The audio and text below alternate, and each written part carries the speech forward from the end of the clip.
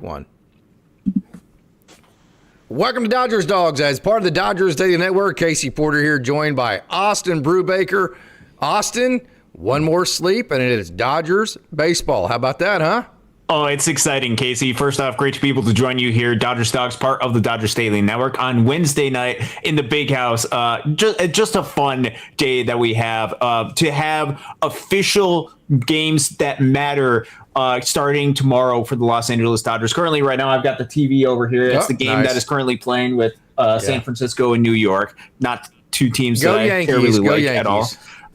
But Dodgers baseball is happening tomorrow. It is awesome to be able to be here, and I'm so pumped about this season of Dodgers baseball, and I'm excited for them to continue their quest to try to win 3 straight World Series championships. So I got to choose between the Yankees and the Giants? I know. Can somebody kick me in the face and put me out of my misery, please? I know, it's not fun, is it? No, this is if there had to be one game that's going on, which I guess the good thing is we get to talk about Dodgers baseball while this game is happening, so we don't even really have to pay attention to it that much. All right, let's get business out of the way. Tell us about Jake Cousins. Of course, he won't pitch all year, so it's a move on the margins, and it's a move for depth possibly in the future, but tell us about him first. Yeah, first off, just some things that are going on in the world of Dodgers baseball is there are official moves that the Los Angeles Dodgers can make, especially on the injured list, as things are kind of wrapping up and they're trying to make decisions as to roster construction. They have to place certain players on the injured list, certain procedures that have to happen. Most of the players put on the injured list weren't that much of a surprise. So before we get into Jake Cousins, just players placed on the 15-day injured list are guys like Tommy Edman, Brusdar Graterol, Blake Snell, Brock Stewart, Gavin Stone, all placed on the 15-day injured list. Also, Landon Knack was placed on the 15-day injured list. I don't necessarily know what's going on. That seemed to be a little bit more of a surprise to us, kind of the general broad public. He's going to be missing at least a little bit of time. Also, Bobby Miller was placed on the 60-day injured list. That opened up a roster spot, and as a corresponding move, the Dodgers signed relief pitcher Jake Cousins. Now, a couple things to note about Jake Cousins. He has been somebody that has pitched at the major league level before in the past. Relief pitcher. He's going to miss a significant chunk of this season. He's not going to be back until the second half, probably at the earliest. So it is still very much a question of if Jake Cousins is going to be able to provide any sort of thing for the Los Angeles Dodgers for the 2026 regular season. A couple things to note about him. He has been somebody that has been able to get a decent amount of strikeouts in his big league career strikeout percentage of 32.5%. He does give up a decent amount of walks, though. This is kind of a little bit of the archetype that the Dodgers like to go ahead and bring in as guys that have a little bit of swing and miss stuff, but also they have some command issues, but they're going to bet on some of the upside with some of the strikeouts. A little bit more east and west in his nature of pitcher. He's going to be a sinker slider tailing, more sweeper-ish type of shape, and then the sinker running in on right-handed hitters. It is going to be just a wait and see what happens for Jake Cousins. He's very likely going to be added probably to the 60-day injured list whenever the Dodgers need another open roster spot at some point. Signed for $950,000. It could be something where he adds some benefit to the Dodgers late in the season. If Blake Treinen continues to struggle, he's kind of similar-ish to that archetype, so they have a little bit perhaps. Oh, we just lost Austin right there. So he was stuff that Blake Treinen throws. We'll just have to wait and see what happens. But he is officially part of the Los Angeles Dodgers organization now. So we have a question: when are we going to hear about the minor league rosters? Oklahoma City already has, I believe, their entire roster up. You can see it right here: Yency Almonte, Carlos Duran. So if you go to the Oklahoma City Comets website, I don't believe that's been officially announced. Right. That's kind of like the preliminary type of stuff. So minor league rosters stay the same. I don't know if they've officially announced, for example, this is what the roster is actually going to be. That's kind of the temporary set. My guess is for Oklahoma City, probably tomorrow is when it's going to be announced, if it's not announced tonight. But I can't imagine any changes because they've already sent down all the guys that had a chance to be with Los Angeles. And the guys that I can't imagine anybody being on this list either that they would take off this list and send back down to Tulsa. I think the only thing maybe you could be waiting on with that roster would be if somebody's hurt that you don't know about, but like an Antoine Kelly, they're not all of a sudden going to put him on the Major League roster. They're not going to send him to Double-A Tulsa. So I just can't imagine any of these guys on this list they're not going to make LA. I can't imagine any of them being sent down. So I think that's probably pretty accurate. It'll become, like you said, official tomorrow. And I will be at Media Day tomorrow for the Oklahoma City Comets. So I'm super excited. There's a bunch of names on here that I'm not totally familiar with in terms of the Dodgers acquiring them this year. So let's go through this. What are some of the highlights of spring training for you, Austin? Yeah, so spring training been very much a fun experience to be able to go out there. There are so many different aspects that we can go ahead and go with the spring training route. First off, the Dodgers roster was pretty much set going into spring training. There was just a couple of smaller roster positions, roster battles that you can go ahead and turn to for the Los Angeles Dodgers. There's a couple of ways we can go ahead and do this. We could go pitching route. We can go prospect wise. We can go on the position player side. I don't know which direction that you're wanting to take this, Casey, or we can take this any direction that you want. You want to focus? Okay, but let's go ahead and talk about that. So within the past couple of days, the Dodgers have made a move that is controversial, to say the least. Would that be a word to be able to describe it, at least with some of the reaction? Which is unfortunate for Alex. Yes. So there's many different aspects to be able to do that. First off, it is with the Alex Freeland and Hae-Sung Kim decision. This comes from a place of not just examining spring training numbers in and of itself, but a full multifaceted approach that you have to go ahead and look at the numbers. For example, going into the spring, and this is the way that I started to be able to describe it later in spring training, and especially in the later days when this race started to be formed out, I was describing it as a little bit more of a race. Here's what I think people perhaps got wrong, and even perhaps what I might have gotten wrong with some of my assumptions, is this was a race specifically for the roster between Hae-Sung Kim and Alex Freeland. And I think a lot of the assumption with this particular race is looking at the surface major league stats from the 2025 regular season. I think a lot of people assumed that Hae-Sung Kim had a step up on Alex Freeland, when in reality, I think they were much more even. And in fact, knowing what the decision was, I actually think Alex Freeland might have had a little bit of a leg up during spring training. Here's why I say this. If you go back to the 2025, both Major League and AAA statistics, let's focus specifically on AAA statistics because this is something that we did not dive into a whole lot. Alex Freeland's AAA statistics in comparison to Hae-Sung Kim, which, yes, you're comparing about 500 plate appearances for Alex Freeland in AAA versus about 170 for Hae-Sung Kim at the AAA level. Sample size, I think. Alex Freeland outperformed Hae-Sung Kim offensively at the AAA level. Let me run through some of Alex Freeland's AAA stats. 508 plate appearances for him. It was a 115 WRC plus. It was a 353 expected weighted on base average. A whole lot of walks. It included an average exit velo of about 91.5 above big league average. Big league average is about 89.5. Whiff percentage was about 23.7. If you go with the major league whiff percentage, that's about 25.3%. So that takes into account the amount of times he swings. His whiff percentage is about 23.7%.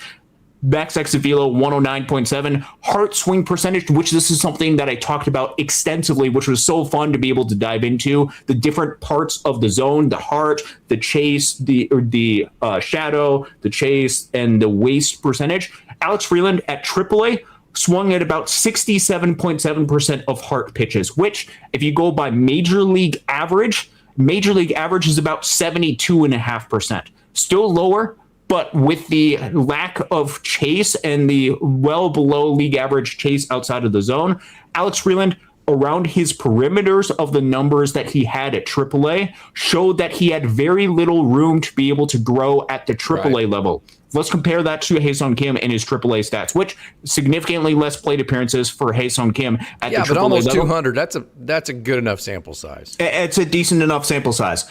It was a 99 WRC plus. You compare that to 115 for Alex Freeland. It was a 286 expected weighted on base average, which if you compare that to Alex Freeland, Ha-Seong Kim 286, Alex Freeland 357. That's like a 70-point difference in expected weighted on base average. Obviously, Freeland with his game has more walks, but also Ha-Seong Kim struck out a little bit more and whiffed more than Alex Freeland did at the AAA level. Also, his average exit velo at AAA was about 86.4, about 5 miles per hour less than what Alex Freeland was at the AAA level.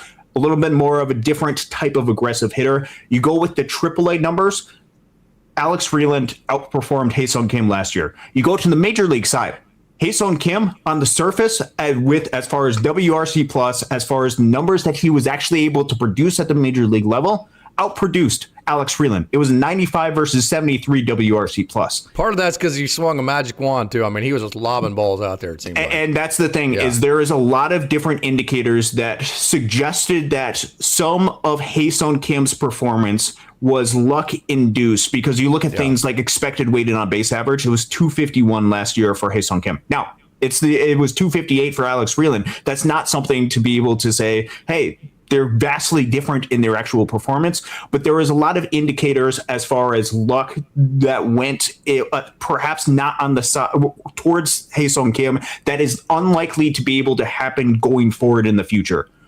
So I think with those numbers going into this camp, it was actually Alex Freeland that had a head up on than Ha-Seong Kim, even though Ha-Seong Kim higher WRC plus at the major league level last year. It was Alex Freeland whose overall performance was a little bit better. And then you get into the actual battle and you go and look at very specific aspects of game that you look for each one of these players to be able to improve. And for both of these players, it was about swing and miss. It was about strikeouts. That was one of the main things that both players had to be able to fix, because a 30+% strikeout percentage for either Kim or Freeland is not going to play well at the major league level. And the reality is, with swing decisions that Alex Freeland was able to make, he made enough progress in that particular aspect of his game in comparison to Ha-Seong Kim, who made progress late in spring. But if you look at the first half of spring training combined with the WBC experience, there was still a lot of swing and miss. Combine that with the overall expected stats that both of those players had, which when the decision was made for the Los Angeles Dodgers, here is the expected OPS for both players, both Freeland and Kim. Alex Freeland had an expected OPS of 699. Not necessarily great, would have been a little bit below league average. Ha-Seong Kim's expected OPS in spring training, not including the WBC, 654. So you combine the expected stats, you combine the areas in which Alex Freeland, which early in spring, his ability not to swing outside of the zone, his increased aggressiveness as spring training went on with swinging in the heart of the zone, combined with Ha-Seong Kim and some of the things that he needed to take a little bit of a step up that the Dodgers felt like still needed some additional work, led to the decision where the Dodgers are giving the first crack and first opportunity to Alex Freeland as opposed to Ha-Seong Kim. Just a couple more thoughts on this. Here are some of my key takeaways. One, swing decisions actually do matter. And this was super fun exercise to be able to dive into heart percentage, to shadow percentage, and what actually leads to strikeouts, because we can look at the overall strikeout percentage, but there's stuff that happens that helps lead into that process, and the swing decisions that you actually make do matter. Underlying metrics are also something that are important, and it's important to not just look at the surface of what has happened, but be able to do a little bit of a deep dive into what has happened. And just a couple of other takeaways. One, this is not an indication of the future of Ha-Seong Kim and that he is going to be this type of player. I think Ha-Seong Kim is great, and I greatly look forward to what he's able to do in the future. And I know this is something that's very disappointing to him. I hope he's able to be better as a result. I hope the reps that he's able to get at center field are going to make him a much more versatile player that's going to really help that aspect. Yes, he made some great plays in spring training, but still very limited time in center field for him. If he adds the aspect of center field, perhaps he could be a little bit more of a platoon option at center field or in the outfield when he returns to the Dodgers. And then the last thing I'll say about this, do not turn Alex Freeland into an enemy. I know a lot of people are disappointed that Ha-Seong Kim did not make the opening day roster. I know a lot of people think it is the wrong decision by the organization, and it very well could be the wrong decision by the organization. They could be overthinking this and say they should have gone with a guy with the 400 batting average as opposed to the 100 batting average. Do not make Alex Freeland the enemy. Alex Freeland was fighting for his specific role onto the roster and didn't do anything wrong in fighting for that opportunity. You might say that he might not deserve it, but don't start rooting against Alex Freeland specifically because the organization made this specific decision, because the Los Angeles Dodgers are going to be better if both Alex Freeland succeeds and Ha-Seong Kim succeeds. And I hope that both of those things happen. Okay, before we move on to that, we've covered that a lot, and you've done a wonderful job staying on top of that. Game 7, you got to start one guy at second base, and he is your second baseman for Game 7 of the World Series. Right now, Game 7's tomorrow. Who do you choose? I'm choosing Alex Freeland. Okay, very good. Okay, here's going to be some of the reason why. And actually, I did a little bit more research, and I know what a lot of people are going to go. And here's the thing is I actually dove deep because I took some of the criticisms that you had seriously about 9-hole hitter. And some of the questions that you might have is, oh, he's not going to get any. Alex Freeland is really good at not chasing. He's not going to get any balls and stuff when he is in the 9-hole ahead of Shohei Ohtani. I did a little bit of research. I think this actually could be a little bit fascinating. Let's go to 2025 regular season. As far as what we're going to do is we're going to compare the zone percentage compared to league average. Dodgers 9-hole hitter, which remember, Shohei Ohtani is in the 1 hole, which I know I'm taking up a lot of time. Casey, I'll give Casey less opportunity to be able to talk. The heart percentage, which is the middle part of the zone, about 27.5% of pitches in 2025 win in that part of the zone. For Dodgers 9-hole, what do you think that percentage was for the Los Angeles Dodgers, knowing Shohei Ohtani was coming up and leading off? It should be. I mean, it should be very high. It should be very high. Last year, it was 27%. Yeah. If you go to the shadow zone, league average was about 43%. For the Dodgers 9-hole, it was about 45.5%, which means the actual number of strikes or around the perimeter strikes that the Dodgers 9-hole hitters are facing, you would expect that to be way up because Shohei Ohtani is coming up, and perhaps that will be the case this upcoming year. It was only about 2% more. Yeah. Still, if you go to the chase and waste percent pitches way outside of the zone, it was about 27.5% for Dodgers 9-hole hitters last year. League average is about 29-ish percent, 29.5%. So there's still going to be opportunities for Alex Freeland to be able to get some chase or at least lay off some of those pitches and still lean into that specific aspect of the game. Combine that with the Dodgers being able to reinforce that specific decision and Alex Freeland setting himself up to be able to have the best position to be able to succeed by swinging at the right positions. That's who I'm going with. If the decision is made right now, it does not mean that my mind won't be changed. And if Alex Freeland continues to have some struggle, it's going to be very quick. And you'll see Ha-Seong Kim back on the Los Angeles Dodgers. Yeah, I think they want Ha-Seong Kim to be a super utility guy. And then also, I'll say this, I said this the other day too. A lot of times the second best player, this could actually mean they're higher on Kim than they are Freeland. And the reason I say that is, they're okay with Alex Freeland being a role player and not playing every day and just kind of being that guy that's not growing because he's not growing as much because he's not getting everyday playing time, versus they would not be okay with Ha-Seong Kim only getting 5 to 7 to 8 at-bats a week on a major league roster. This could mean they're actually higher on him and his potential because they do want him to play every day. So there's a bunch of different variables that can go into that. We'll see. It's going to be interesting. It's a move on the margins. If winning and losing comes down to that decision for the Dodgers, a whole lot of other things went wrong. But I'll say that. Another issue, one of the other spots at spring training that was open for grabs that isn't on the margins, I got to tell you, I'm honestly worried about this bullpen. Well, worried's the wrong word. I don't know what to think about it. So obviously Edwin Diaz, awesome. Tanner Scott, you're not going to convince me that he's back. I've been trying to be optimistic and positive about this. When Jack Dreyer, I love Jack Dreyer, don't get me wrong, okay? Yep. But he's not supposed to be the second or third best reliever in your bullpen. That's at this stage in his career, that's not what he's supposed to be. I thought it was cool that Edgardo Henriquez and Will Klein both guys that helped win the World Series, that kind of felt, yes, they earned it, don't get me wrong, but that kind of felt like that was a reward for what they did for the Dodgers in the World Series last year, because I keep saying it, making the opening day roster is a big deal to guys. Yep. And I thought it was super cool of the Dodgers. They left Ben Kasparius off the playoff rosters to get Ben Kasparius back on the opening day. So I thought there were some culture pieces to the Edgardo, because you have all these guys that are similar, not similar, but on this race, and all of them did well. Kyle Hurt, all these guys.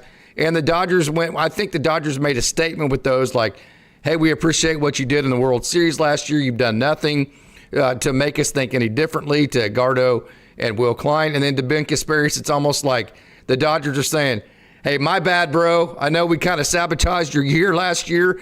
We screwed your rolls up. We had you inconsistent with when and how you were pitching. We threw you too much.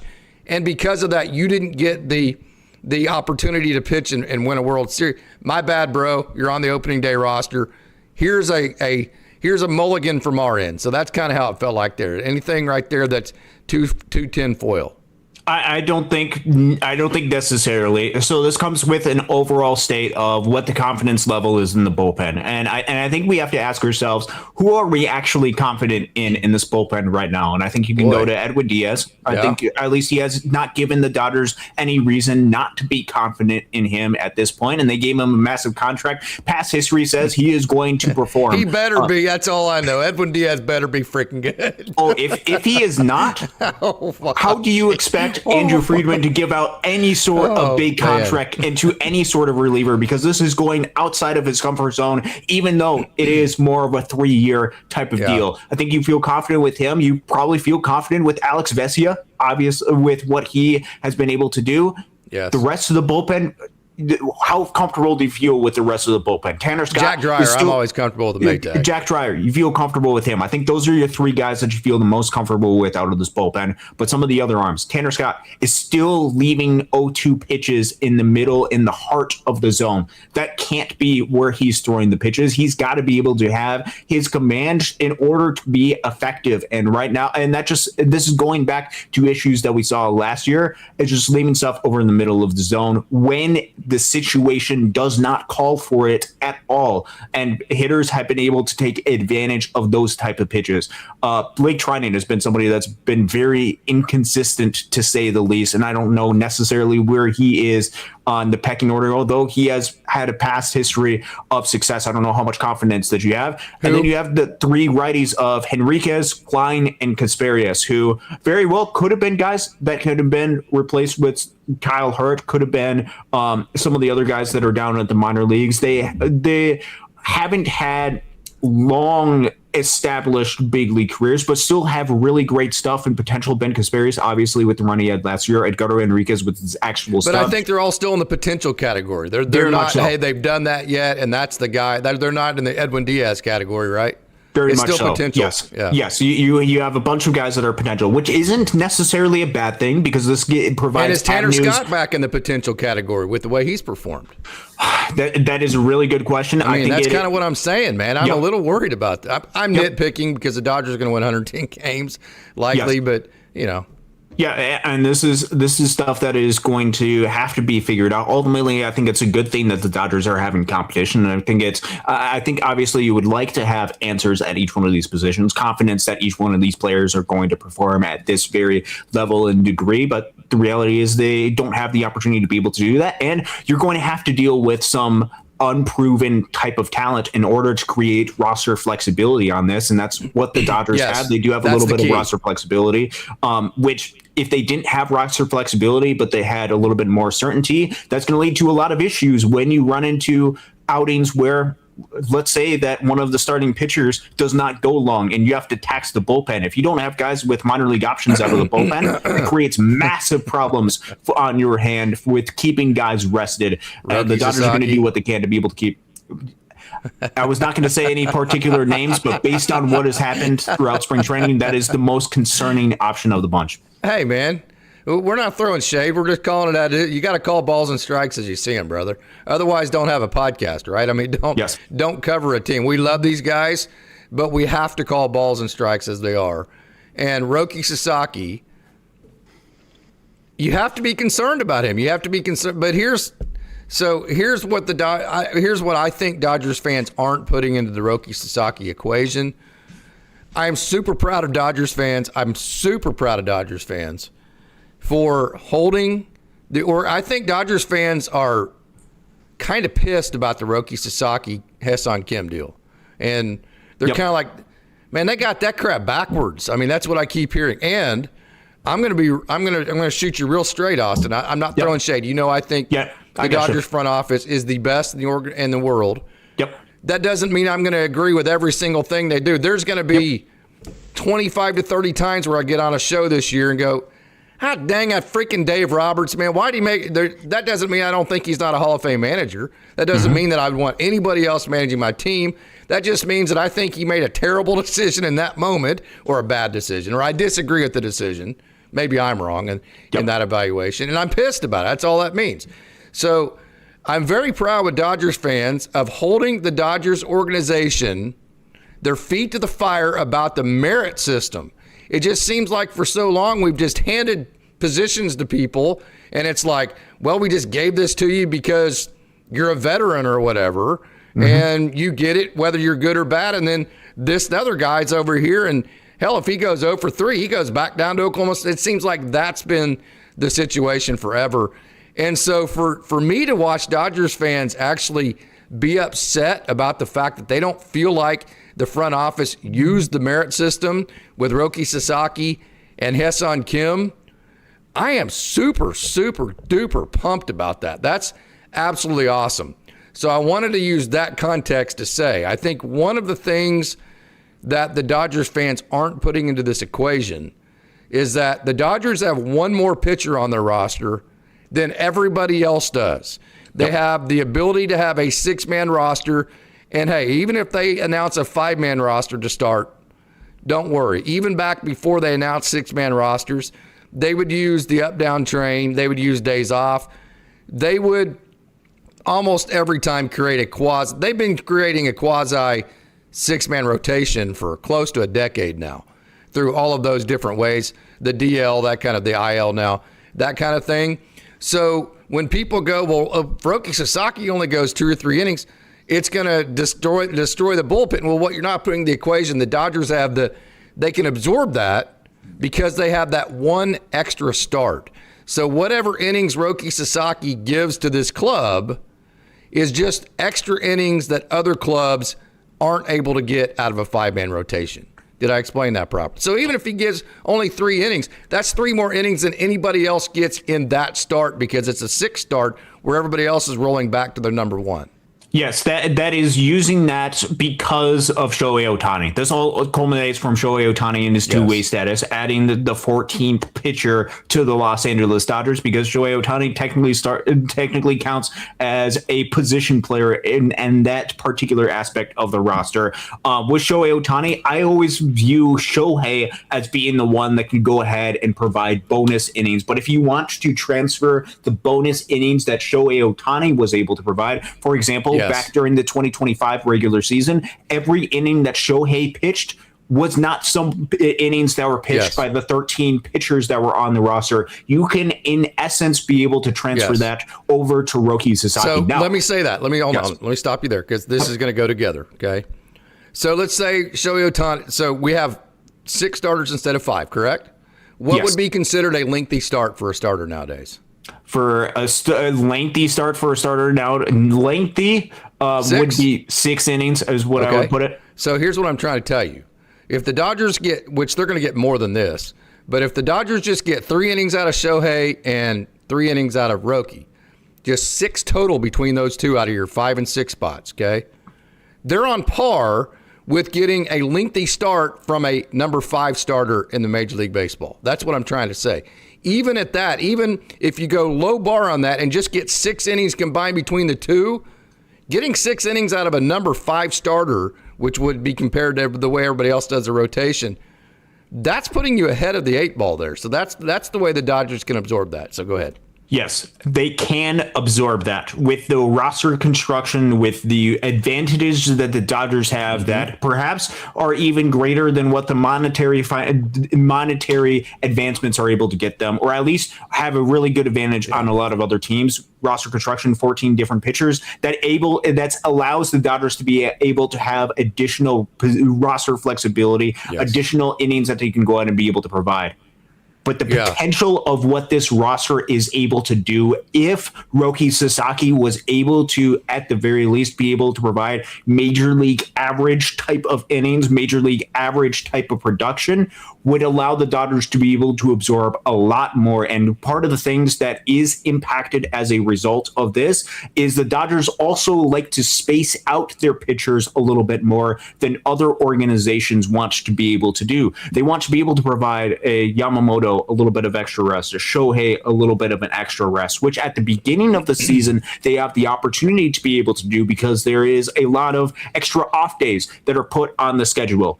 As the season goes along, though, that's going to be a little bit more difficult to be able to come to where even if those starters are able to combine to what a major league average type of pitcher is able to have, a lot of burden is going to be had on the bullpen, which means it's going to be important to have guys be able to move up and down from the bullpen to be able to provide some fresh arms. And certainly there's going to be a lot of roster moves that are made throughout the season. But I think the biggest thing that Dodgers fans are concerned with is Roki Sasaki is just not performing. And I don't even know if Dodgers fans are confident of Roki Sasaki's ability even to provide the Los Angeles Dodgers 3 innings at this point because of what we've seen in spring training. And I don't have any pushback. There's no command seemingly on any of his pitches that he has at this point. He is not pitching with a whole lot of confidence. And I think the Dodgers are rewarding Roki Sasaki for what he did in the postseason, which, let's be fair, the Dodgers do not win the World Series without Roki Sasaki and what he did last year. He was phenomenal when it counted in the moments at the postseason. There have been underlying signs that things weren't going to necessarily go well. And I think the Dodgers are a little bit shoehorned into this decision of we're going to start Roki Sasaki and keep him in the starting rotation at the beginning of the year. He is going to start with the major league club. We're going to give him some runway. Yes, the Dodgers have the ability to be able to give him some runway, but this could have some impacts on the roster, or at least on some of the others, the bullpen arms. Then they're going to get a little bit of extra get taxed a little bit extra. This is a good thing that the Dodgers have somebody like Justin Robleski, who was absolutely phenomenal yesterday, to be able to help back up a little bit and provide perhaps insurance, a little bit of piggyback. But they don't have a lot of long relief type of guys outside of a Justin Robleski if they're wanting to keep Ben Kasparius at a little bit more of a short-term type basis. Which has you a little bit concerned of not just are the Dodgers able to cover these innings, but will the Dodgers overtax some of their bullpen like they overtaxed their bullpen last year? That's one of the main concerns that I have going into this year.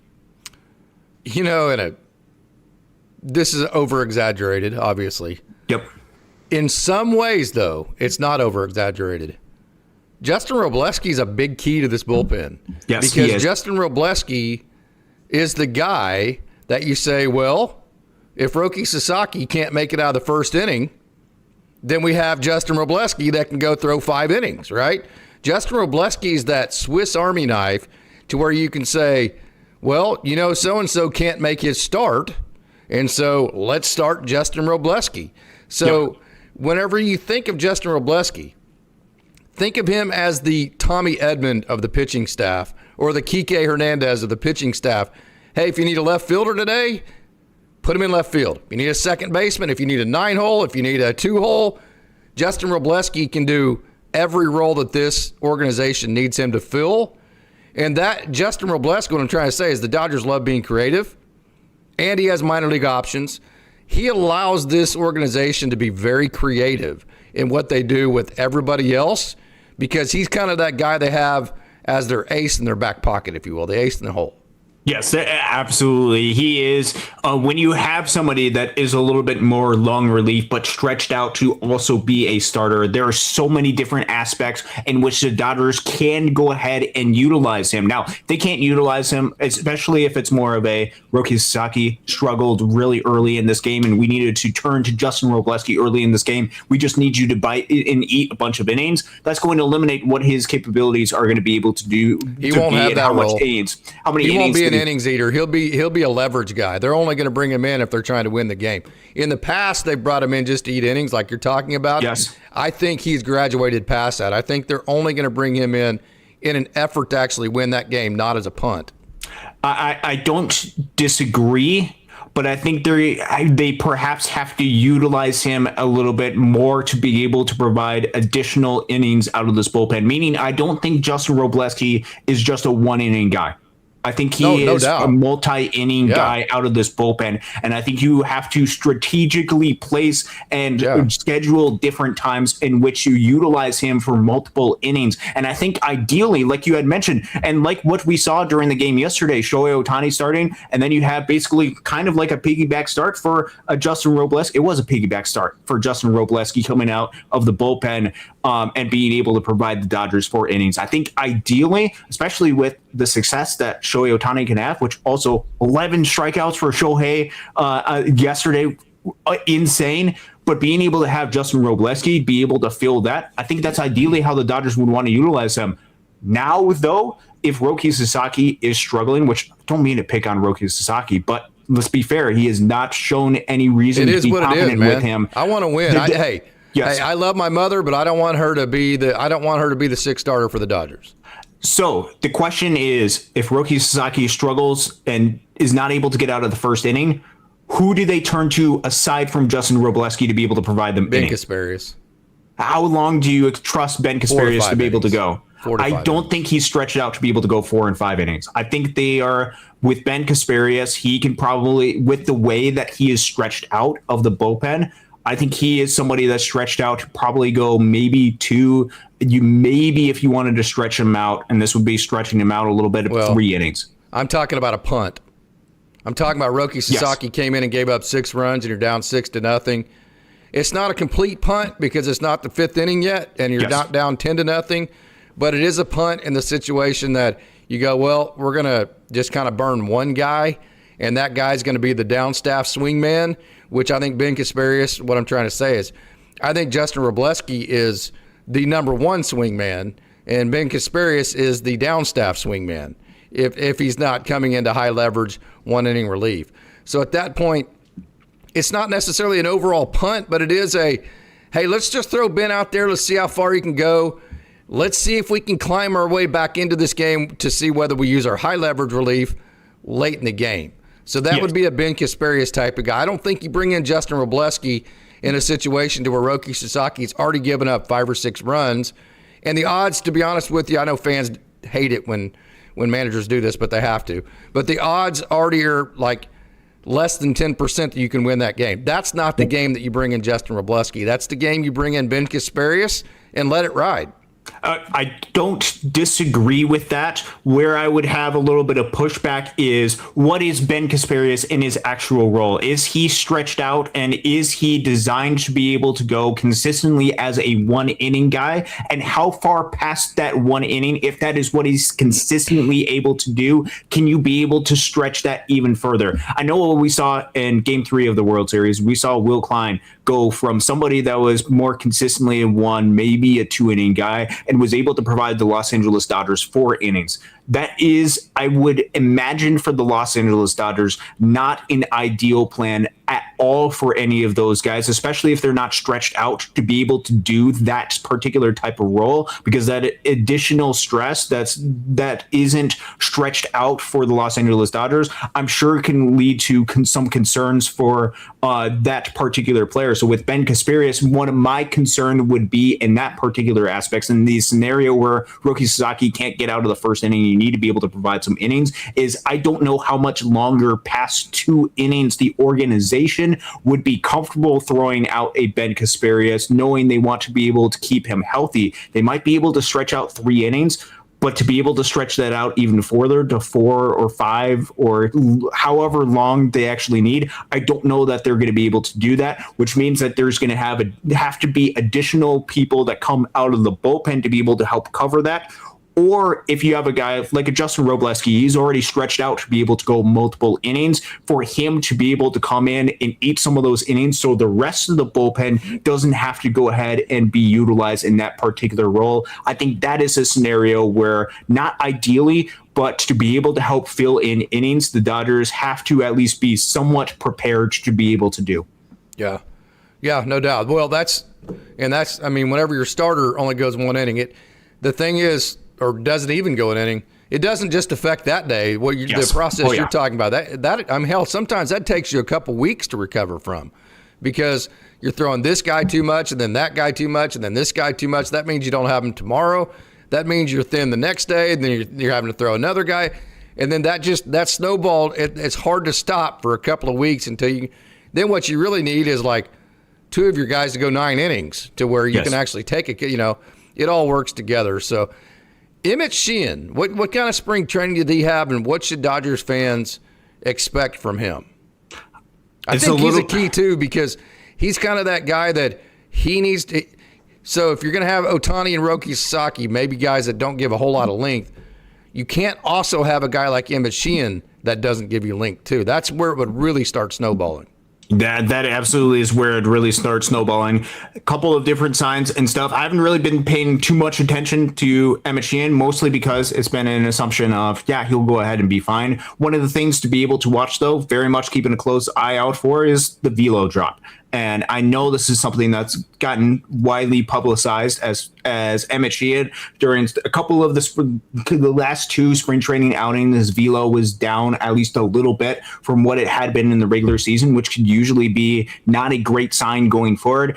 I think if Emmett Sheehan is healthy, I think he's going to be fine. The question is he going to be able to, is there any type of concerns with that? Because Emmett Sheehan plays a critical role in this starting rotation, especially with the absence of somebody like a Blake Snell, with the absence of, even at the minor league level, Gavin Stone and a Landon Knack even on the 15-day injured list. Emmett Sheehan, Bobby Miller is not going to be a part of that. There's a lot of guys that are it's still depth. I know you say, well, those guys aren't going to help, whatever. It's still depth, right? I mean, it is still depth, and I know they're not to the degree of what Emmett Sheehan was able to provide last year. It all right now for Emmett Sheehan, for me, comes down to how healthy is he actually. I think if he is on the field, I think he's going to be really solid. I think he's going to be totally fine, but he also has to be able to provide the Dodgers innings. And if there is any sort of drop in velo, even if this is not injury concerns, that can lead to more batted balls, that can lead to perhaps more hard contact by opposing hitters, and that can lead to perhaps shorter outings. And the Dodgers, if they're going to have Roki as part of this team and he's not going to be able to provide the Los Angeles Dodgers length, they have to get length from their other starters that are part of the mix. It just puts a lot more pressure on everybody else. It's like, if the 7, 8, 9 holes aren't going to hit and they don't get on base, that puts that much more pressure on your dudes, right? I mean, that means they have to hit, because if they don't have to hit, you don't score. That was, I think, the biggest issues with the offense last year were basically from the end of May on. It was maybe, I don't know how you would categorize, but it wasn't a great offense for consistent periods of time. And I think that's because the 7, 8, 9 holes at times struggled to be productive, which put too much pressure on Mookie Betts, Shohei Ohtani, Freddie Freeman, who wasn't healthy, Will Smith. And then whenever they went through the same slumps that they go through every year, because they're human, maybe a little bit more, with the Mookie Betts and even a Freddie Freeman. But when Shohei Ohtani went 2 or 3 games in a row and didn't get a hit and didn't look great, it was magnified because the rest of the lineup wasn't getting on base and getting hit. So he had to, for this offense to be productive. So it stuck out that way. So that's what. So the Roki, that's kind of the point that I'm getting to. The Roki Sasaki thing, as long as Shohei Ohtani can go, 4 or 5 innings in front of him, you just need a couple, maybe 3 innings out of Roki Sasaki to put that 7 or 8 together, combined in that 5th spot. The Dodgers make that the 6th spot like anybody else would have. But what that does is kind of what I'm saying is it's a snowball on down the line.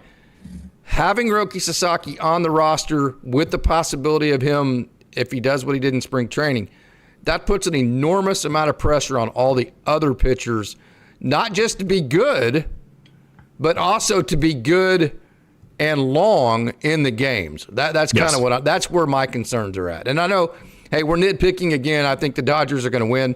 I think the gap between the Dodgers and anybody else in the NL West is big. I think it's going to be 100+ wins on the season.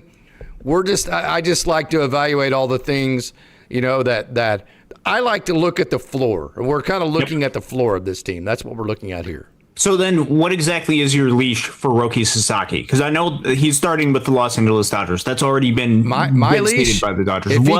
If he goes out and starts the first start and doesn't make it out of the first inning, his ass is in AAA Oklahoma City the next day.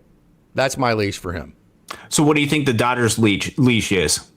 How long do you think they're going to give him? I think it'll be 5 or 6 starts. You think they're going to give him until May, at the beginning of May, to be able to try to figure things out? And if he doesn't figure things out by then, they're going to go ahead and move off. And I think part of that's going to be PR because you're dealing with the Asian market, which, as I covered this the other day, the Asian market has created a situation where you're swimming in money, and the Asian market has created a situation where you're swimming in championships. Okay, let's not forget what Yoshinobu Yamamoto did for this Dodgers team last year in Games 6 and 7 of the World Series.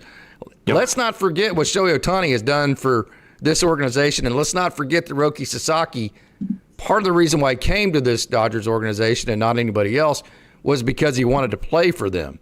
So the Dodgers, like I talked about the other day, are in a rock and a hard place, and I think the PR aspect of it is we're going to give this guy enough chances to where it looks like even the Asian market, specifically the Japanese market, has to look at this and go, we don't have any other choice. We have to make this decision right now. We can't go any longer. That way they get out of this clean on the PR side. I think they'll go however long they think they need to go to fix that problem. To me, I'm playing the PR, put him on the opening day roster, and I'm telling you, hey, man, we're doing this as, we're holding up our end of the bargain. But if you can't make it through the first inning, we got 162 games to play. Sorry, bro. That's exactly how I would view that.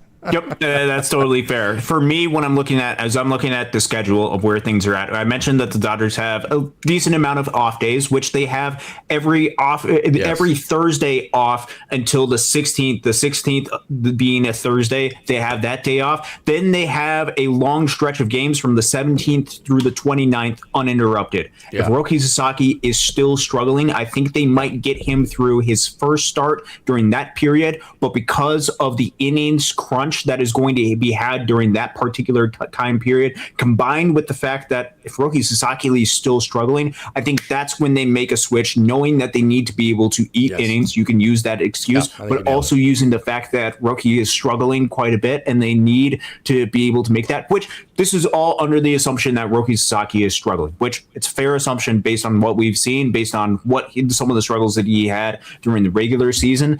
Last year, I saw it with my own eyes at Oklahoma City. I'm just telling you that's part of what I'm not trusting is I saw it. I mean, it was bad what I saw at Oklahoma City. Yep, and I think that's when the move, at least just from an overall schedule type of basis, would make sense for the Dodgers to need some innings at that point, whether they need a bullpen arm, whether they need a River Ryan as a starter, which this would give River Ryan a couple of weeks to be able to perhaps get some of the routine type of sets, to be able to utilize him in more of a traditional starter type role, get him ready, perhaps give I don't know how long Landon Knack is going to be on the injured list, but perhaps this would give him time to be able to perhaps even be a spot starter during that particular time period if he's able to come back quickly from the 15-day injured list. I think you're looking at the 17th, which starts the series against the Rockies, through the series against the Giants, then you go home for the Cubs and the Marlins. If he's still struggling, I think sometime during that time period is where I would imagine the Dodgers go ahead and make the switch. You know what's, to me, on the human side of things, and I think if you follow Dodgers Dawgs as part of the Dodgers Daily Network, we stress the human side of things because I think as fans, we see these people as not humans. I mean, these are the little robots that we go watch play. They're supposed to be perfect, and when they're not, we just rip their ass and talk about how crappy they are because they're not human. Yeah, well, we saw with Alex Vesia. we get to see the human side of these people. And so that's why we try to bring you the human side of all of these guys, right? To make you realize they are human, just like we are. They're just dudes, just like we are, right? They happen to be good at throwing a baseball, okay? Some other people might be good at reading a book or teaching whatever it may be, or accounting, whatever it may be. They happen to be good at throwing a baseball, okay? So we like to focus in, I think more so than any other site, on the human side of things. And so I think that, this goes to perfect proof. The last thing you said about the Alex Freeland deal was you kind of think, you could tell, you kind of think it sucks that Alex Freeland's kind of become the villain here. Okay. Yes. That hurts you. Okay. It doesn't piss you off. That hurts you for Alex, because you know Alex personally and you like the young man. So I'm going to go on the same aspect of this. And from a personal perspective, I think it kind of sucks for Roki Sasaki that he's kind of the villain here. He's trying his, trust me, he doesn't want to suck. He's trying as hard as he can not to suck. I promise you that's the case. He's not trying to go out there and not make it through one inning. He's trying to be good as hard as he can.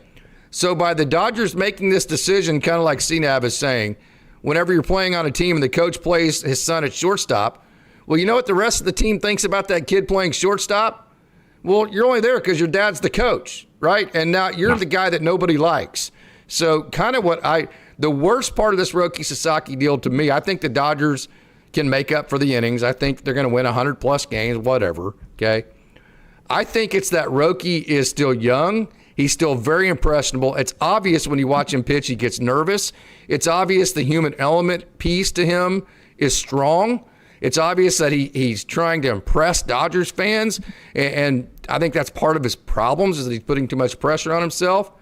And so I think it's only going to make this worse that now Dodgers fans are like pissed at him because he's on the opening day roster, the human element aspect of that. I think that's the part of it that I'm the most frustrated with. Does that make any sense? Yeah, that makes a lot of sense. And Roki has to be feeling it at this point, with all the struggles that he had. Oh, has to. If you want Roki Sasaki to succeed, think how much more Roki Sasaki wants to see himself be able to succeed, and especially with some of the frustrations and the questions as to why isn't this working, and especially with him going out and it actually working during the postseason, him actually having a lot of success in the postseason, him feeling like things are working out, and now things are not working out for Roki Sasaki again. And the expectation from the organization is you have to start at the major league level, or you're going to start at the major league level, and we want to be able to see you grow and be able to succeed. How much pressure is on him now? It is a great opportunity, but there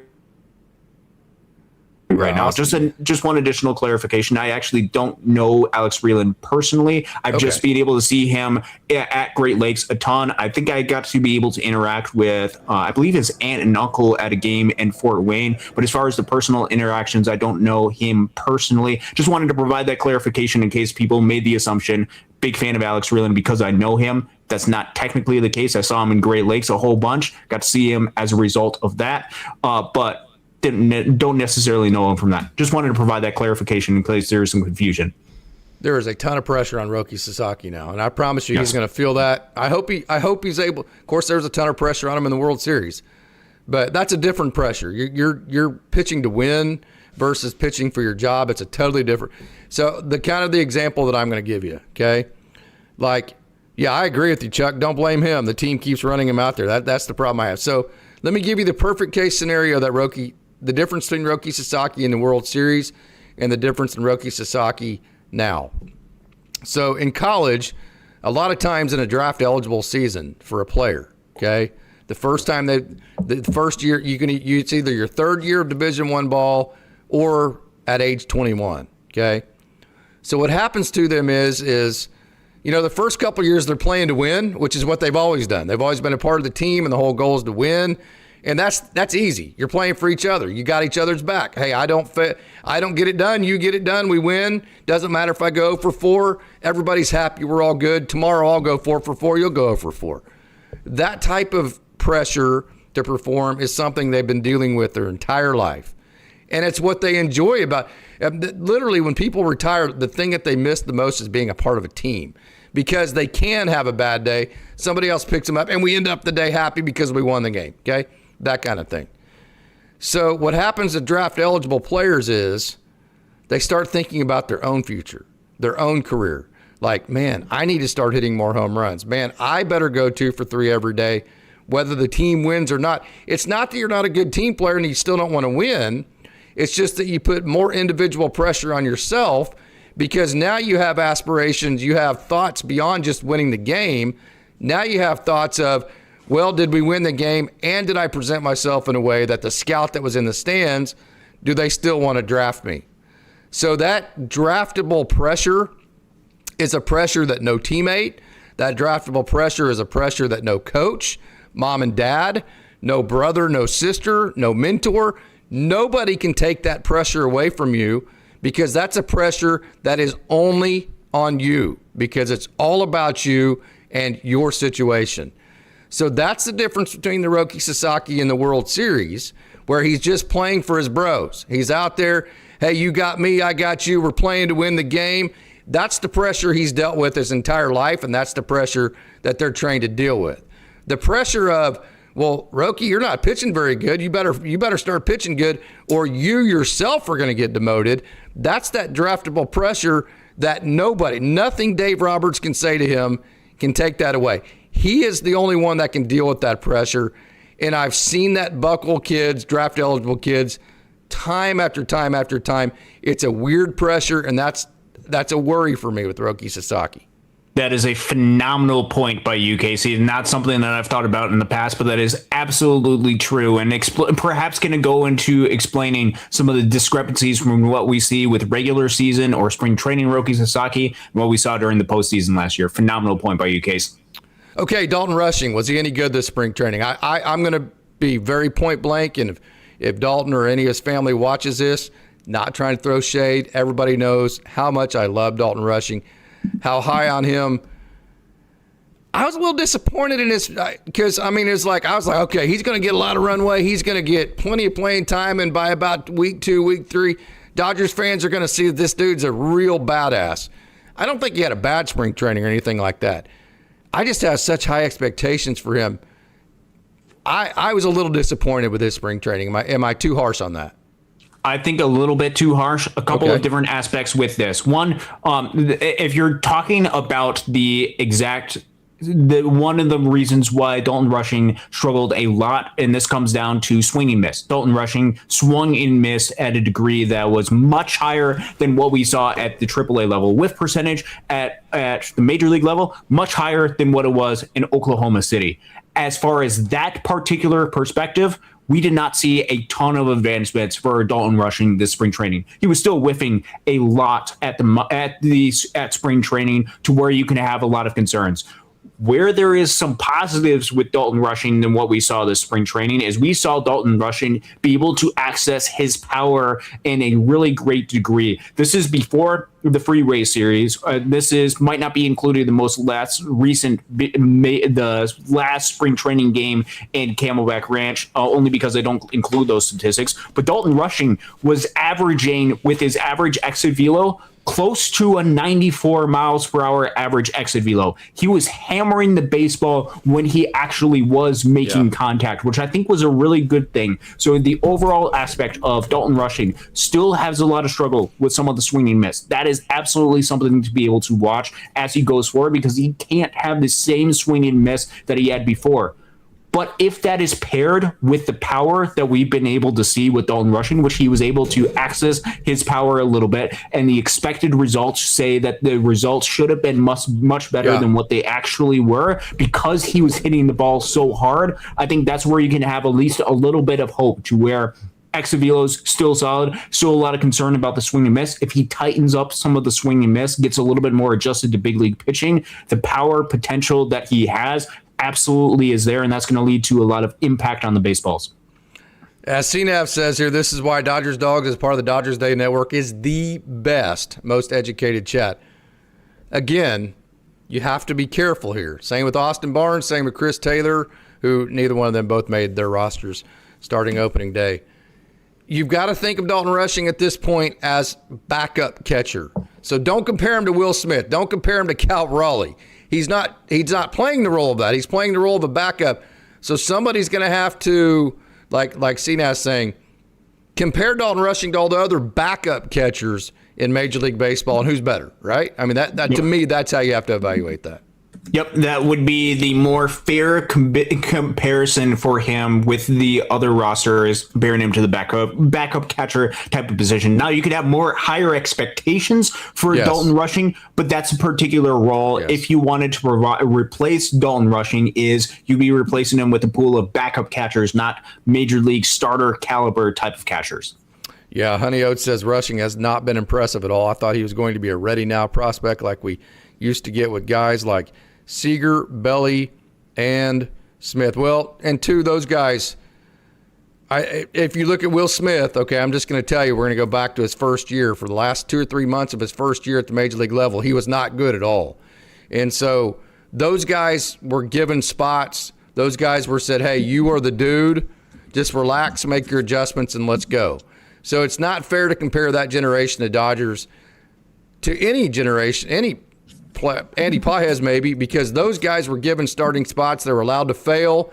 They were allowed to work through their failures, and they worked through them. A guy like Dalton Rushing isn't being given that window. So there's a little bit of, I don't know, you look back on it, and it's, sometimes like whenever you look back on something you don't have anymore, the only memories you have of it are all the good ones. You don't remember all the bad memories.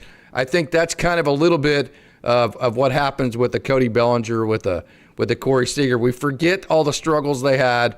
Yes, maybe they came out on fire early on or whatever, but we forget that they had the same struggles that all these guys coming up have, almost all of them. Yes. The difference is they were allowed the runway and the window to make the adjustments and overcome them, and the overcoming of those to become the players that they became is the final memory we have of them. Yes. Corey Seager, Cody Bellinger, Will Smith, as far as them coming up and being a little bit more immediate with the impact, immediate with the type of role that they are given, that is an anomaly in the game of baseball. Yes. If you look at young players and how they're able to come up, a vast majority of them struggle when they first come to the big leagues. Now, a lot of that does not mean... Well, so did Will Smith. Remember, Will Smith got replaced in the World Series in 2020 by Austin Barnes. Yeah, absolutely. This does not mean that these players are going to eventually go out and be successful, but there is an adjustment period that has to happen with some of these young players. And if the expectation is you're going to go out and be successful immediately, the vast majority of players that come up through the system, the prospects that you are excited about, you will be disappointed in, because a vast majority of them will struggle at the big league level. It takes patience and it takes adjustments from those players to be able to come up. Yeah, 100%. Adjustments come through time at the big league level.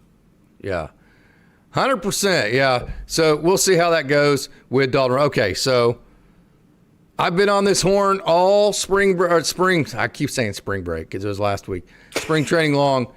As a statistician, is there any fool's gold to what Santiago Espinal has done? It's funny because the numbers that he put up in spring training are largely backed up by what he was actually able to produce. Yeah. However, and this would be a little bit of concerns, there's two aspects of concerns, at least a little bit, that you would have with this. One is just looking at the past history of Santiago Espinal at the major league level.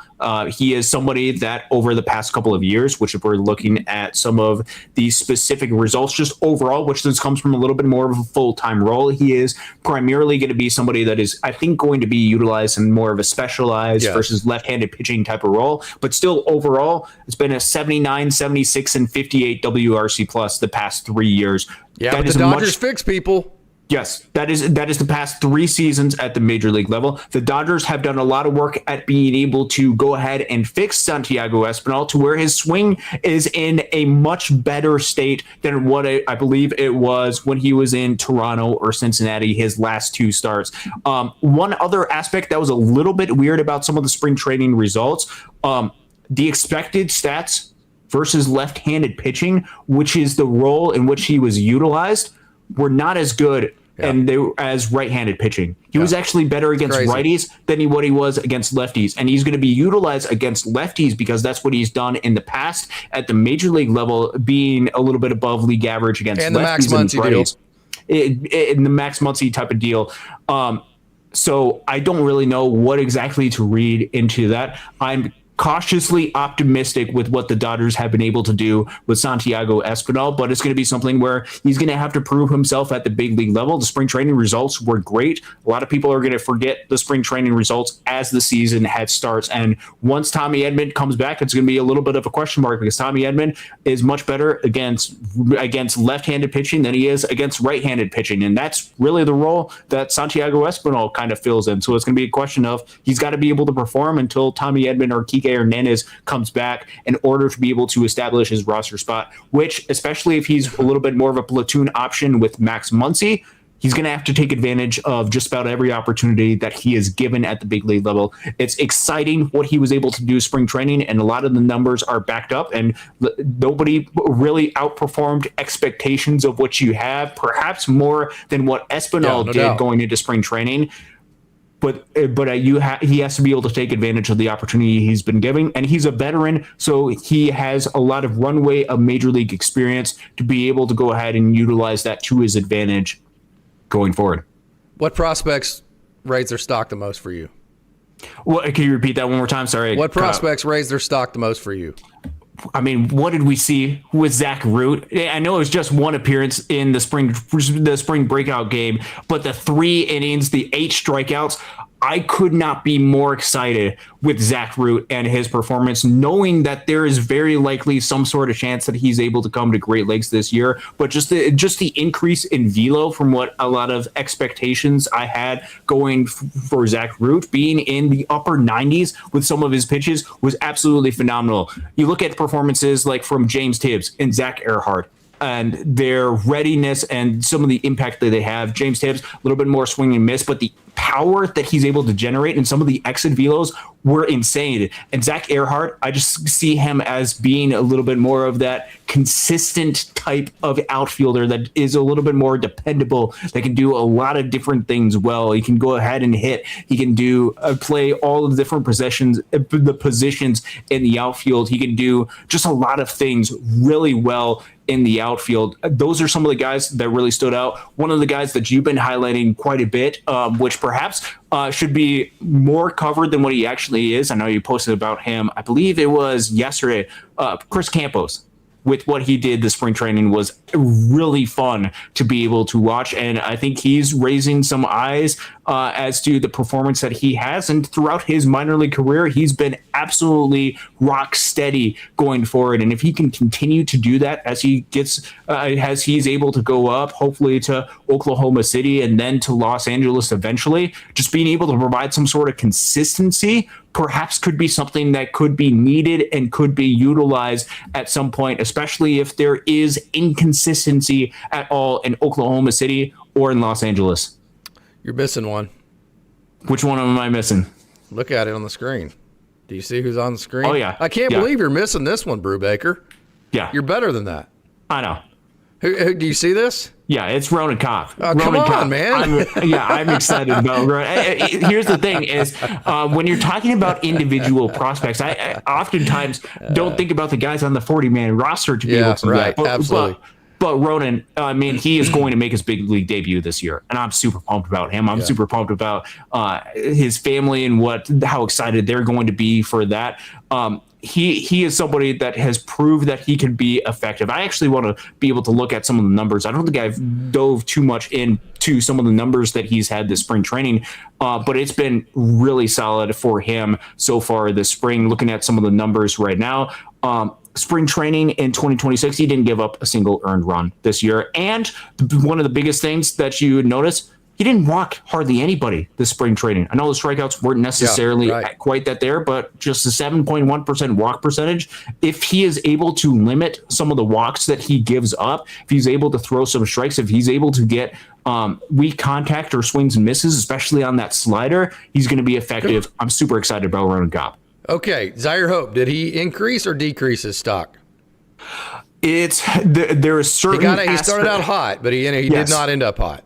Yes, there are certain aspects where you could tell that he still needs a lot of work in his game going forward, and that this ultimately comes down to swing and miss. When he faced the upper level type of competition, the swing and miss was absolutely there. Now, the impact on the baseball, like we've been talking about, absolutely is there for a Zaire Hope. But when you're talking about a guy who at Great Lakes last year had I believe it was a sub 70 contact percentage for Zaire Hope, which we don't have a ton of numbers at the high level, but that's one that we have. That is really concerning for him going forward. And you saw certain stretches where he struck out quite a bit of times in a row. There was a certain stretch where he probably struck out 5 or 6 times, 6, 7 times in a row. And you felt like he was too okay with it. That you know what I mean? Yeah, and I get it. There's going to be some trade-off with the impact that he's able to have the baseball and the contact that he's not going to get during those specific aspects.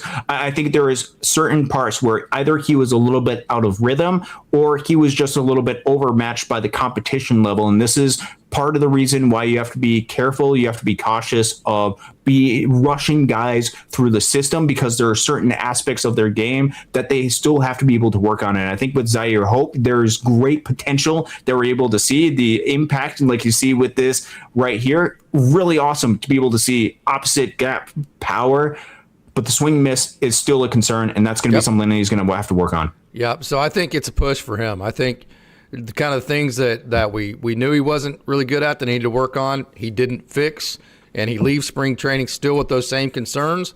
And all the things that he is good at, I think he confirmed that he's good at those. So I think the Dodgers left spring training feeling exactly like Zaire Hope that they started spring training with. So that's kind of what I'd say about him. Josue DePaula, did he increase or decrease his stock? It's a little bit weird because during the second half of spring training, we didn't really see a whole lot of Josue DePaula in his actual performance. So some of the early type of portion, like there was a couple of games where I think he went 3 for 3 with one of the games. He had some good contact, the good hits that he had right there.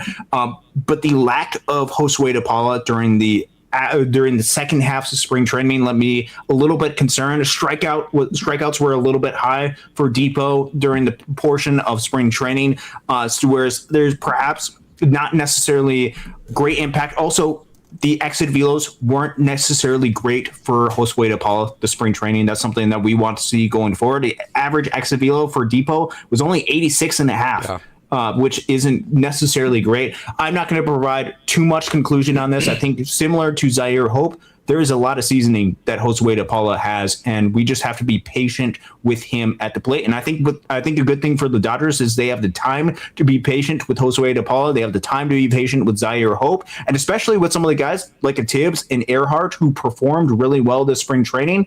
They have the ability to be a little bit perhaps that next wave of outfielders, and they can wait and let some of these guys develop at Double-A Tulsa this year to allow them to fix some of the games where they still need work at.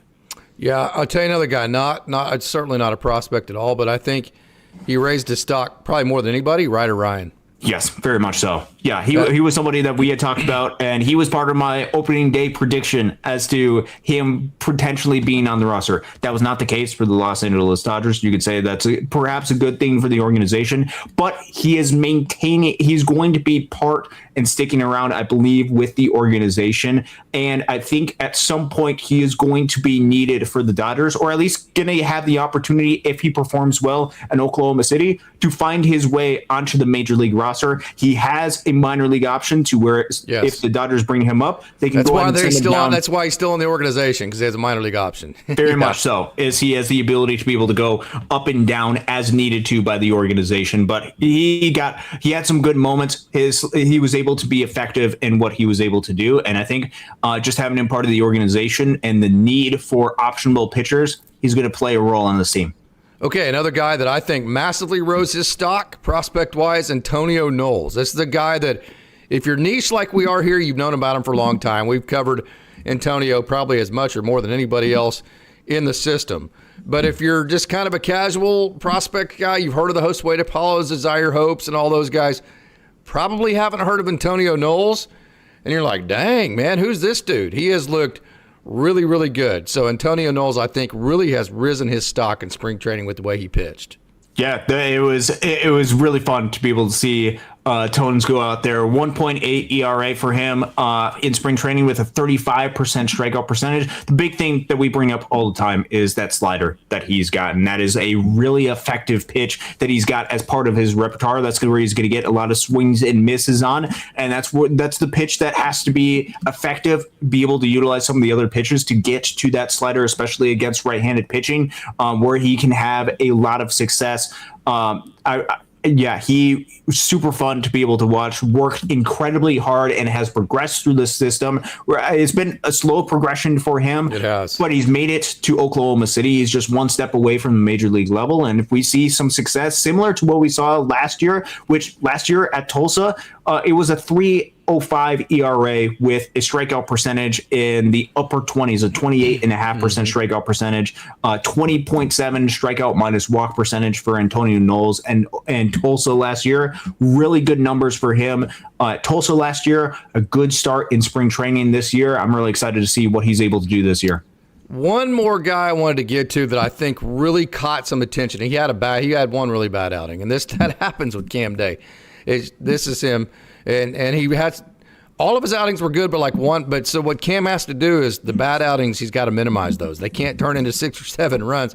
That kills your ERA when you're a relief guy because you only get one inning at a time. I mean, if you have one outing that goes sideways to the point where you give up 6 runs, hell, it'll take you 3 months to make that up. ERA, I mean, go scoreless for 3 months to overcome that, right? So the one outing was bad. I thought Cam Day, though, even with Dodgers fans, even with casuals that don't really follow prospects, I think he turned some heads like, dang, who's this guy? That breaking ball is pretty sweet right there. So I think Cam Day turned some, maybe that's too geeky of me to say, but I think he turned some heads.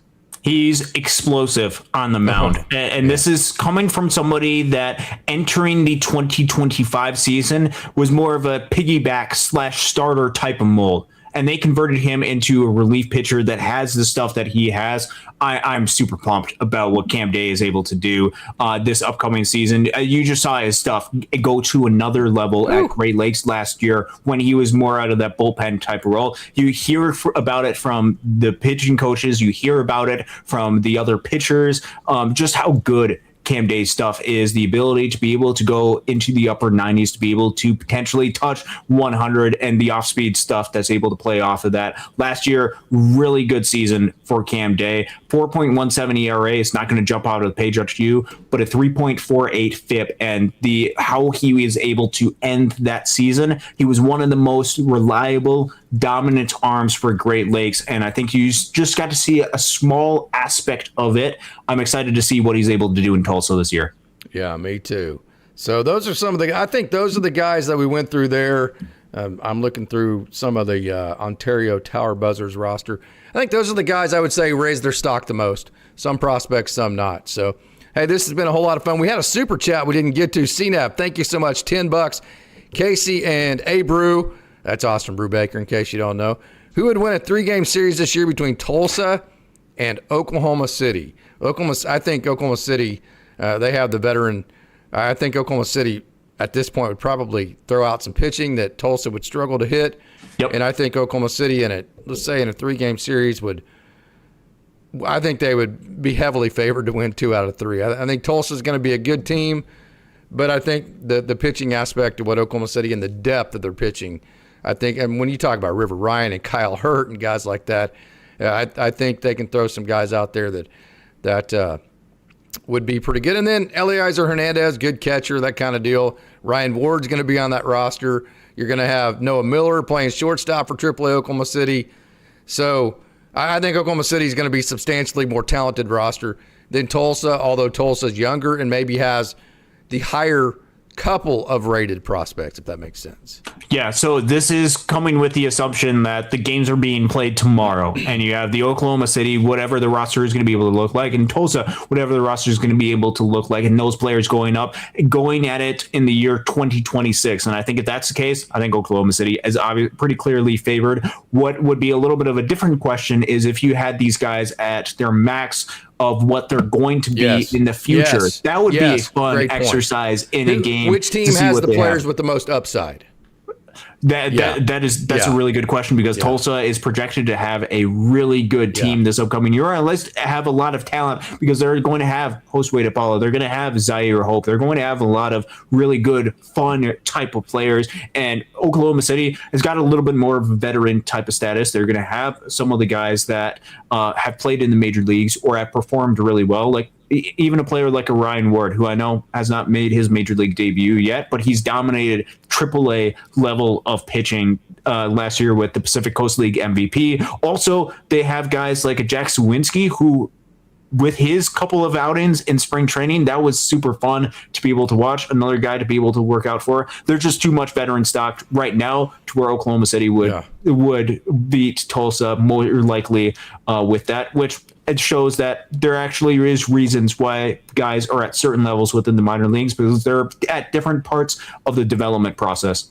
OTC, I apologize. I should have got to this a long time ago. The Dodgers should bring in Nolan Ryan to work with Roki. Nolan turned Randy Johnson's career around when he had trouble finding the strike zone. So you'll be able to back this up as a statistician, Austin. We talk about all the spin rates and the vertically induced break and this and that and all the different stuff people throw, all that. Okay. This will never change.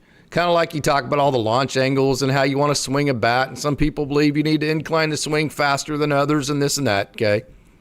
Whatever you may believe, okay? And some people will tell you don't hit ground balls, hit the ball in the air, whatever, okay? What I'm going to tell you is 3,000 years from now, baseball still being played, you want to know what the best hit is always still going to be? A line drive. A line drive. I ask rhetorical questions. I ask you a question, then I answer it for you. Right? That's just kind of how I do things. That's my coach and teacher in me, trying to make a point there to get your attention. Because like when I'm asking you a question, you pay attention, and then I answer it for you. You hear the answer. So that's kind of why I do that, right? So I apologize if that gets annoying, but that's just the way I do things. Okay, so a line drive will always be the preferred hit. Everybody, every hitter, every time they go up, is trying to hit a line drive. If it goes lower, it's a 110-mile-an-hour ground ball. It's a one hop through the infield. We would always tell the guys, I don't care if you hit it on the ground. I just don't want more than one hop. So if you have that one hop, then unless you hit it directly at an infielder, that is a base hit, okay? 2 or 3 hops, we don't want that. That, to me, that's what means don't hit it on the ground, okay? When we say hit the ball in the air, we're not talking about hitting fly balls. We're just talking about not hitting that 2 or 3 hop ground ball. So the best hit is always a line drive. So I'm getting long like I always do here. So in pitching, we can have all this stuff. We can have all this TrackMan data. Still, Austin, you want to know what the best pitch in baseball is going to be, however long baseball is being played, and this won't be rhetorical. I'm actually going to ask you this. What do you think the best pitch in baseball is? It's a good question. My guess is, just because with a lot of statements that were made, well-located fastball. Fastball, period. End of discussion. If you are able to locate your fastball, throw it for a strike, not get it hit, the fastball is the best pitch in baseball, always has been, always will be. So this is a great point by OTC, because what a guy like Nolan Ryan will tell Roki Sasaki is, hey, I love your slider, bro. I love your forkball. Awesome, okay? But that stuff is going to only get better if you throw a good fastball. All that stuff is great, but until you master your fastball, you ain't got nothing at the major league level.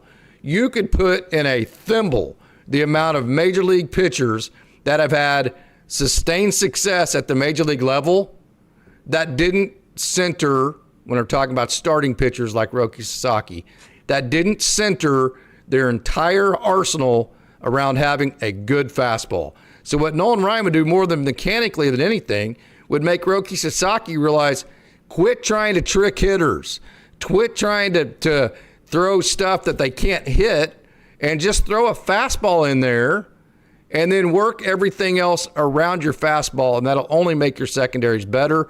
It will take pressure off of them, because instead of it being 1 ball and no strikes, it'll be no balls and 1 strike.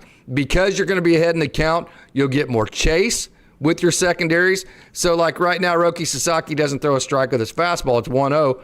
Well, they're not swinging at his forkball, would you? If you're ahead in the count as a hitter, right? So that's what a guy like Nolan Ryan would teach Roki Sasaki. I went long there, sorry.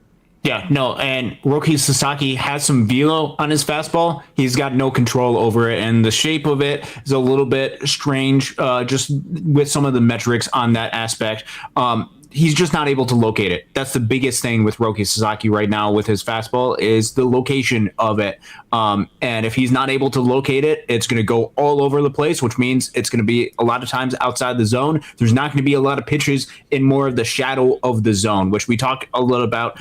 Swing decisions from hitters. Pitchers are trying to throw it, especially with the fastball, in more of the shadow zone, more of the perimeter of the zone where it's a little bit more difficult to be able to go ahead and barrel up that baseball while also having the ability to be able to go ahead and get strikes, to be able to get hitters to swing more at chase pitches. Because if you can locate a fastball in the shadow of the zone, the more likely it is that you're going to get other pitches that are a little bit more chase pitches to be swung at that look like those fastballs. We use all these analytics and all these neat names and terms for all this crap, okay? I say crap. I like the analytics. Shadow zone, whatever it may be. We call it, forever we've called it borderline pitches, okay? Or pitches on the black, okay? New term, same thing, okay? They call it launch angle. We used to call it swing up, whatever, okay? Launch angle is actually a measurement. I get that. I understand all that. Okay, but again, it goes back to strike one. The best way to throw strike one is throw a fastball, locate it to a borderline location, and because a fastball is straighter, it's like anything else, Austin. Anything that's straight is going to be easier to control than anything that moves one way or the other. Just end of discussion. I mean, if you throw something straight, it's going to be easier to hit a target than if you throw something that moves sideways.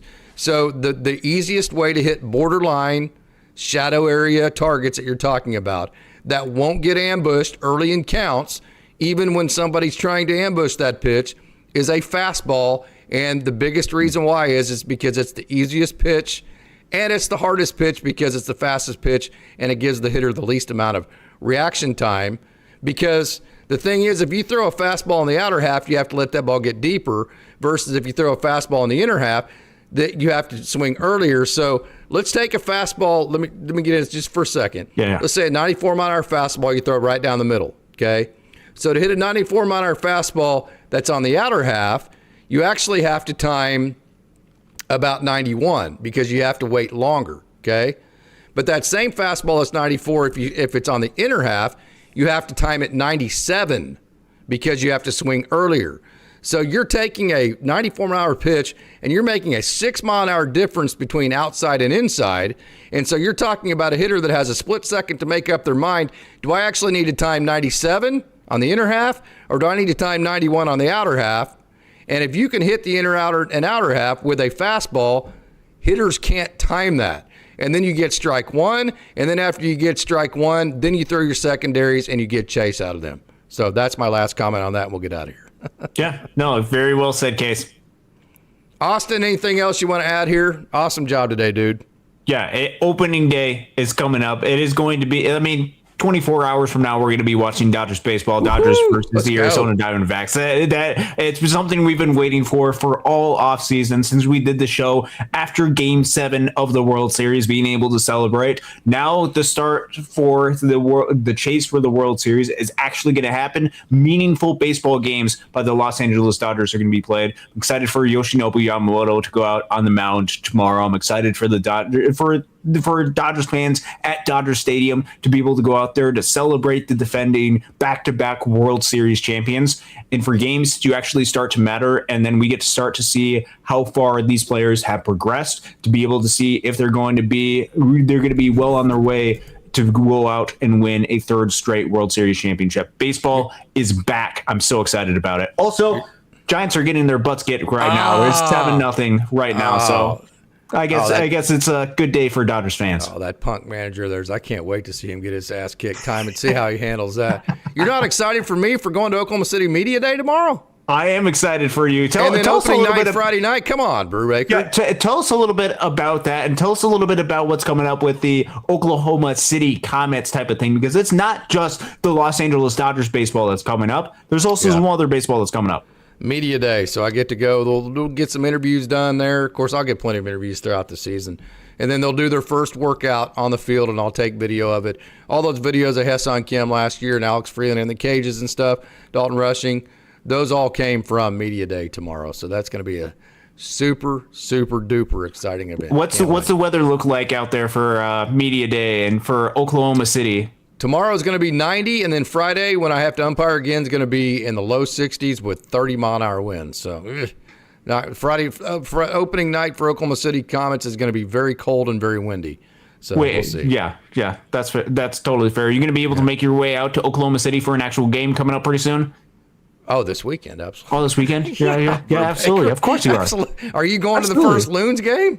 Dude, I will be okay. That's an insult to you, right? Oh yes, yeah. Here's the thing with me and Great Lakes, which, by the way, if we're you're rambling, by the way, this is all my fault. So sorry. Yeah, we're gonna keep on going with this though. Here's the thing though, if you are not familiar with the show, I am a massive Great Lakes Loons fan, which is my connection to the organization. Great Lakes being the high A affiliate for the Los Angeles Dodgers. I kid you not, the gates open at 5:00 on next Friday. So not this upcoming Friday, April 3rd.